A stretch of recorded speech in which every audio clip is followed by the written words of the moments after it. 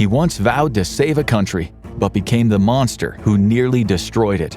In the 1930s, François Duvalier was a respected doctor who fought diseases in Haiti's poorest regions. By the 1960s, he used terror, death squads, and voodoo mysticism to cement his power.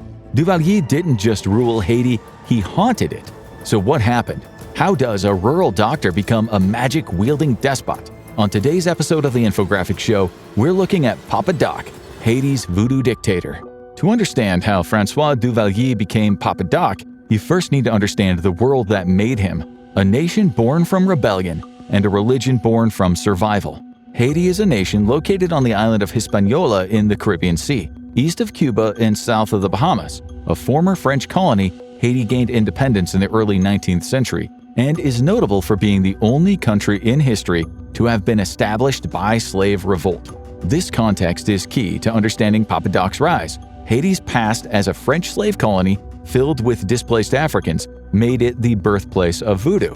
Born from the fusion of West African folk religions and the Catholicism forced on the enslaved, voodoo reflects the brutal world that shaped it, rooted in destiny and a simple philosophy of do the best you can with what you've got. It permeates basically every aspect of Haitian culture, even for people who don't actually believe in it. In the same way that most Americans are culturally Christian, the common joke about Haiti is that the population is 85% Catholic, 15% Protestant, and 100% voodoo. This was the culture that François Duvalier was born into and spent most of his life immersed in. Duvalier came from as well-off a background as you could hope for in Haiti, especially since he came of age during a 20-year period of American occupation that did not turn out too great for the country's overall stability. His father was a teacher and a justice of the peace from Martinique, and his mother was a baker. He got his degree in medicine from the University of Haiti in 1934 and later spent a year studying public health at the University of Michigan. In 1943, he was part of a U.S.-run campaign to eradicate tropical diseases, which Haiti had a real problem with up to that point. He started a clinic that served patients in rural areas and quickly became well-liked, earning the nickname Papa Doc from his patients. Even though Duvalier studied in the United States and worked within an American humanitarian program, he was fiercely critical of U.S. policy in Haiti. One of his key influences was Dr. Jean Price Mars, a physician, ethnologist, and author who became one of Duvalier's early mentors. Price Mars was a founding figure in the Negritude movement, a French Caribbean school of thought whose name roughly translates to the state of being black. It was inspired by the Harlem Renaissance and Marxist theory, and the movement focused mainly on rejecting European influences and uplifting uniquely black points of view. As you can imagine, the Negritude movement was heavily interested in voodoo, both promoting it as a legitimate religion and studying the way it intertwined with the history of the African diaspora. Through his studies and his medical practice, Duvalier had become keenly aware of the effects of Haiti's deepening racial divide. The majority of the population were black, but most of the country's wealth and positions of power were held by a small contingent of lighter-skinned mixed-race people. He couldn't understand why the descendants of the very slaves who fought for Haiti's freedom were recreating the same racial dynamics that had oppressed their ancestors. Over time, Duvalier developed a theory. In his 1939 article, A Question of Anthro-Sociology, Racial Determinism, he argued that biology dictated personality. To him, every race had a kind of collective soul, and that for Haiti to succeed as a nation, its people had to agree on the fact that its collective soul was black. And to him, as well as to the other members of the Negritude movement, the only religion that truly suited the collective soul of black Haitians was voodoo. In an attempt to more fully connect with the collective soul of his country, Duvalier immersed himself in the world of voodoo. He started incorporating voodoo into his personal style, wearing a black hat and carrying a cane that evoked Baron Samedi, the Lord of the Dead in voodoo traditions. He befriended fellow activists and voodoo scholars Lormier Denis and Louis Diacroix, forming a group called the 3 Ds in 1929. In 1938, the group founded Le Griot, a journal on Haitian culture and Pan-African philosophy. In 1941, Duvalier and Denis were hired by Duvalier's old mentor, Price Mars, to join the newly formed Bureau of Ethnology. At this time, the occupying U.S. forces were heavily cracking down on the practice of voodoo, forcing priests and priestesses to renounce their beliefs and destroying objects that were deemed to be occult. The Bureau of Ethnology was formed to combat this anti-voodoo campaign and protect the religion as an important part of Haitian culture. In 1945, Duvalier returned to his medical practice and continued to build his reputation as a selfless warrior for the poor and downtrodden. He was so well-liked that in 1946, he was appointed Director General of the National Public Health Service by President Dumarsais Estime. In 1949, Duvalier was promoted to Minister of Health and Labor, but he lost his job in a coup d'etat a year later. Things move fast in Haiti. It turns out President Estime was a little too radical for some people's liking. Like Duvalier, he was pro-voodoo and also introduced new income taxes, which did not go down too well. After Estime was overthrown by Paul Magloire, Duvalier returned to medicine, dedicating himself to fighting outbreaks of yaws in the Haitian countryside. But he remained an outspoken critic of Magloire's regime, which eventually meant he had to lay low for a while. While hiding from Magloire's goons, he became friends with a man by the name of Clément Barbeau, who would remain his loyal right-hand man for much of his later career. Magloire's government was not very popular in the long run, and in a rare move for someone who takes over a country by military force, he announced he would be stepping down in 1956. So after 2 years of living incognito in the hills, Duvalier came out of hiding to announce that he was going to be running for president in the upcoming 1957 elections. This election proved that Duvalier was a natural politician, able to tap into the population's anxieties and promise them all the solutions they needed. His opponent was Louis de Joie, a mixed-race landowner from the wealthier northern part of Haiti, which gave Duvalier the perfect ammunition for his campaign. Duvalier painted him as an out-of-touch elite who didn't know the first thing about how hard the lower classes had it. By contrast, Duvalier had been in the trenches, curing disease in rural communities and advocating for the preservation of Black Haitian culture. He wasn't just a politician, he was Papa Doc, a salt-of-the-earth working man with good common-sense solutions. Naturally, he was a huge hit, especially with the working class and the military, and he won in a landslide. Some accounts suggest there was already some voter fraud going on during this election, but however he got those votes in September 1957, Papa Doc was sworn in as the President of the Republic of Haiti. After being elected, Duvalier's transition from sensible country doctor to power-hungry autocrat was extremely fast. One of the first things he did in office was to literally rewrite the Constitution, and by the end of 1957, most of de Joie's supporters had been forced into exile. Back in Haiti, a curfew was put into place, and the police and the army began rounding people up, sometimes even kids as young as 12 or entire families. Labor unions were busted, newspaper offices were burnt down, and suspected communists were all locked up. Yet, Duvalier still sold himself to the world, especially to America, as a champion of democracy. Nothing could have been further from the truth. In 1958, some of the exiled Haitians who had supported de Joie joined forces with a group of American mercenaries in an attempt to overthrow Duvalier, but they were all killed. That had a funny habit of happening to people who tried to overthrow the Voodoo Dictator. Duvalier was a master of spin, and he was able to use this attempted coup to further consolidate power. He suspended all constitutional rights under the guise of national security. And less than a year into his presidency, he'd already handed himself absolute power. In one of many insane addresses he gave to the nation over the radio, Papa Doc said, "I am the new Haiti. Those who seek to destroy me shall seek to destroy Haiti itself." Even though the coup failed, the speed with which the military crushed it showed just how powerful they had become, and that terrified Duvalier, even though they were on his side. After all, if they were able to dispatch American mercenaries that quickly, imagine what they would do to him if they suddenly decided they didn't like him. So, to combat any potential future coups, Duvalier did what any paranoid dictator would do. He replaced the chief of staff and all of the general staff with people who owed him favors. Then in 1959, he founded a rural militia who, unlike the army, would answer directly to him.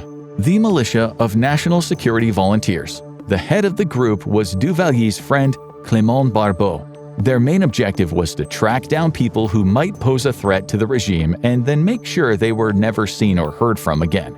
They wore blue suits and dark glasses, and to go along with the Duvalier's whole God of Death aesthetic, they had badges with skulls on them. This group, which became Duvalier's secret police, went through several official names but became infamous under the one the Haitians gave them, the Tonton Macoute, which means Uncle Gunnysack. In Haitian folklore, he is the local boogeyman, said to stuff misbehaving children into his big flour sack and then carry them off into the night. Since that is basically what Papa Doc's secret police were doing to his political rivals. it's easy to see where the name came from and why it stuck. The Tonton Macoute were instrumental in maintaining Duvalier's reign of terror. By 1961, they outnumbered the Haitian army. But unlike the army, they couldn't be paid using public funds since they didn't technically exist. Instead, the Macoute made their money through running mafia-style extortion rackets on the already impoverished working class. The Macoute were everywhere, and they were willing to do anything to stamp out opposition to their leader. And if you're wondering what Duvalier did to ensure that level of loyalty from them, it has to do with the changes he made to the Constitution. Before Duvalier was sworn in, the Haitian Constitution didn't recognize voodoo as a national religion. This meant that it could effectively be banned, and it was for the first half of the 20th century. With just a few changes to the Constitution, Duvalier had reversed that. All the voodoo priests and priestesses who had previously been forced to practice in secret were very grateful to Papa Doc for making it happen. He was familiar with many of them through his earlier studies of voodoo, and he swore them in as the leaders of the Macoute in the countryside. That's right, the Tonton Macoute weren't just a death squad, they were a voodoo death squad. Duvalier going all in on voodoo wasn't just a weird affectation, and it wasn't just about affirming his ethno-nationalist beliefs either. It allowed him to maintain his iron grip on the population through fear. Anything he could do to further encourage rumors that he was a bona fide master of dark magic, he would do it. Voodoo priests were invited to the palace to perform rites with him. He muttered ominous chants and proclamations in the strong nasal tone of voice associated with voodoo spirits like Baron Samedi. Rumors spread that he communed with the dead from his bathtub seeking their guidance, and that he practiced haruspex, a type of magic that involves reading the blood and guts of ritually sacrificed animals to divine the future. In 1958, an American anthropologist by the name of Harold Kurlander, who Duvalier had met while working with the Bureau of Ethnology, came to visit the presidential palace. The meeting was held in a room that looked decked out for a black mass, complete with dark curtains and dozens upon dozens of black candles. One particularly spooky rumor about Papa Doc came about in 1959. The Tonton Macoute raided the funeral of one of Duvalier's political opponents and stole the body right out of the coffin. Officially speaking, this was done to prevent a political rally at the graveyard. But the word on the street was that Papa Doc wanted to cut out his heart and use it in a ritual to increase his power. And speaking like a true dark sorcerer, Duvalier appeared on the radio that year to announce to his people that "I alone am your only master." However, even evil sorcerers can bleed, as it turns out, because in May of 1959, Duvalier suffered a heart attack. The Haitian people took this as a sign that the all-powerful Papa Doc wasn't actually that all-powerful, and they went ballistic. Protests and riots swept the nation, the grave of Duvalier's father was desecrated, bombs were thrown into the capital city of Port-au-Prince, and politicians took advantage of Duvalier's absence to finally criticize him in public. But 2 months later, Duvalier made a full recovery, and any hope of rebellion was crushed. Soon it was business as usual. He appeared on the steps of the presidential palace and announced that there had been a communist conspiracy to get rid of him, and that the interlopers would be dealt with by any means necessary. He decreed that all parliamentary immunity would be suspended, and the 6 senators who had badmouthed him while he was away were swiftly impeached. He also had his second-in-command, Clément Barbeau, arrested. Barbeau had been running things while Duvalier was sick, and he was a little too good at the job for Duvalier's liking. The final straw that led to Barbeau's arrest was when Duvalier found out that Barbeau had organized negotiations with the United States without Duvalier's knowledge. Not even the church was able to escape Duvalier's wrath, despite his best efforts to win Christians over, including claiming he was both Jesus Christ and God, and printing posters of Jesus beside him saying, "I have chosen him." The Catholic Church wasn't exactly impressed. In fact, the church had supported many student protests, and it was seen as the last bastion of resistance against the reign of Papa Doc. But in 1961, Duvalier finally successfully expelled a French bishop and 4 priests, leading to him being excommunicated by the Vatican. Haitian presidents served 6-year terms, and Duvalier still had 2 left. But with the power that he'd already consolidated, getting voted out wasn't exactly a concern. So he called a surprise election early and ran unopposed. Even though the ballots were flagrantly rigged, he still had the gall to say this upon seeing the results: "I accept the people's will." A New York Times piece at the time called it the most outrageously fraudulent election in the history of Latin America's many fraudulent elections. Duvalier's second inauguration was celebrated with a huge party at the presidential palace.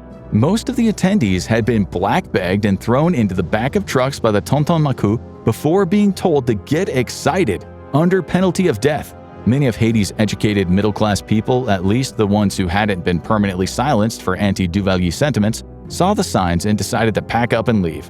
Teachers, scientists, and medical professionals fled Haiti in droves, starting new lives in Cuba, America, or the French-speaking parts of Africa. Up until this point, the relationship between Duvalier and the U.S. had been shaky, but workable. The U.S. hadn't been occupying Haiti for some time by the 1960s, but they had been supplying the country with economic aid and military support. However, it became obvious that Duvalier was keeping all the foreign aid money for himself and using the U.S. Marine Corps to train and supply the Tonton Macoute. So President John F. Kennedy quietly made the decision that Haiti would not be getting any U.S. aid anymore. Without that money, the Haitian economy tanked even further than it had already. All the country's money was either going straight to Duvalier and his cronies or being taken by the Macoute.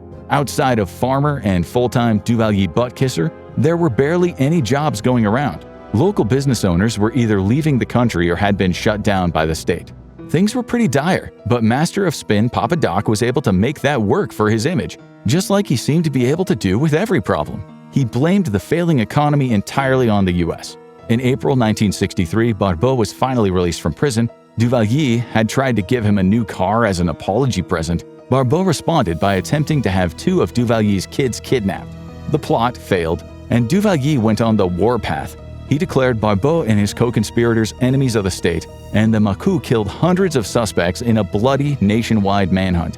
They didn't just stop at men either. Duvalier was told at one point that Barbeau had turned himself into a black dog to evade capture, so the Macoute were ordered to kill any black dog they saw. And in case Papa Doc wasn't enough of a fantasy evil overlord, in one case he ordered an executed rebel's head to be brought to him packed in ice. He wanted to commune with the dead man's soul and compel him to give up his secrets. In other incidents, he was present for torture sessions where the prisoners were dunked into baths of acid. Then, after 3 months of absolute carnage and terror, Barbeau was caught and executed. The back half of 1963 came with another big win for Duvalier, the assassination of John F. Kennedy. And if you are wondering, yes, Duvalier actually claimed credit for it, saying that he had killed Kennedy with a curse. Lyndon B. Johnson was sworn in, and his approach to foreign policy was a little different to Kennedy's. All of the American presidents during the Cold War were against communism, but Johnson was really against communism. He made stopping its spread a very high priority. So in other words, Papa Doc was an autocrat and a murderer who had misappropriated millions of USA dollars and was essentially a practicing necromancer, but at least he wasn't a commie. The Johnson administration saw Haiti as an important buffer against the spread of communism through Cuba, and knowing how important that was, Duvalier was confident that the U.S. wouldn't make any serious moves to stop him. This was especially true as the U.S. government was still facing backlash over the Bay of Pigs incident in 1961. It couldn't afford to risk any further embarrassments in the region.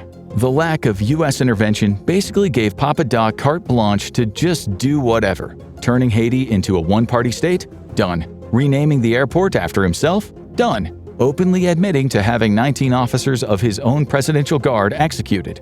No problem. Issuing a new version of the Lord's Prayer with the words changed to be about how great he is? He did that too. He even kept the severed head of one of his executed rivals, Blücher Philogene, in his closet as a supernatural totem. And not content to simply have won one of the most blatantly rigged elections ever, he also held what might be the most blatantly rigged referendum of all time. In 1964, there was a referendum passed on whether or not Duvalier should be president for life. 99.9% of the citizens voted yes, which sounds impossible until you find out that all the ballots came with the yes votes pre-printed. In one of the many insane supervillain speeches he gave over the course of his reign, Papa Doc said, "Bullets and machine guns capable of frightening Duvalier do not exist. I am already an immaterial being." And in a way, he wasn't exaggerating. None of the attempts to take him out were successful, and he died of heart failure in 1971. It's a frustratingly anticlimactic end for a despot who was one of the most repressive dictators in the Western Hemisphere, and by some estimates, caused the deaths of around 60,000 people. His son, Jean-Claude, who was 19 at the time, was his successor. Jean-Claude, also known by the pretty cringe nickname Baby Doc, was deposed in 1986. After the regime fell, rioters broke into Papa Doc's crypt only to find the coffin was gone. One rumor claims that Baby Doc had the bones removed before fleeing to Paris on a U.S. Air Force transport plane.